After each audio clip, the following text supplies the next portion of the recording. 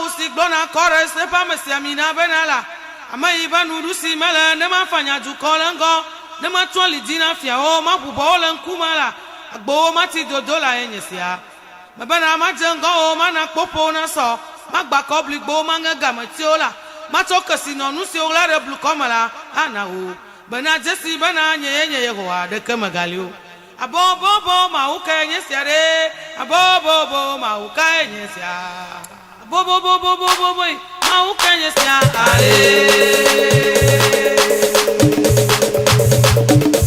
awa bobo ma uka enyesia nui kuma kopola ma umore nui kuma sepola ma umore bobo ma bobo na ro